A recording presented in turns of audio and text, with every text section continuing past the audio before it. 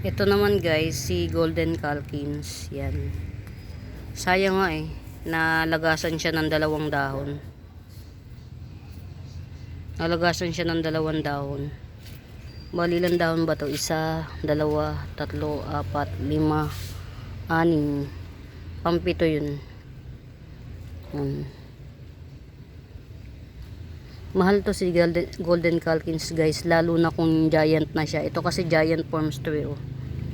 Oh, isa, dalawa, almost 2,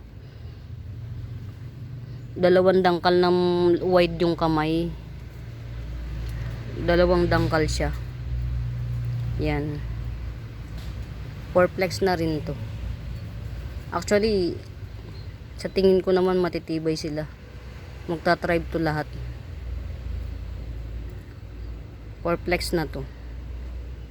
Baka i-flex ko to ng 1, 2, 3, 4, 5, 6, 7. Kahit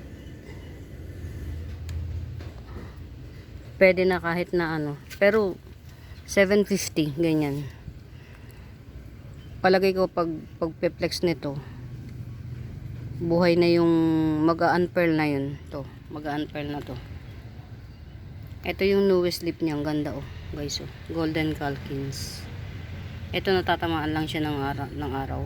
Ganito talaga siya. Yan, ganyan yung kulay niya. Kaya siya Golden Calkins to. Ganda.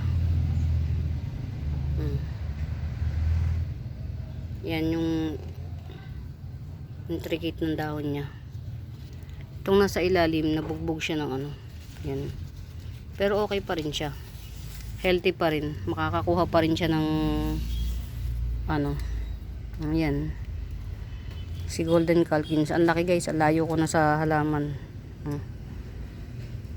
Ang laki niya. Giant form.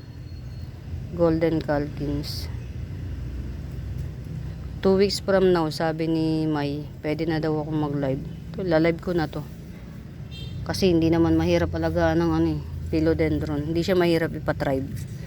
Although kapag di ka marunong talaga, mamamatayan ka ng halaman pag di ka marunong.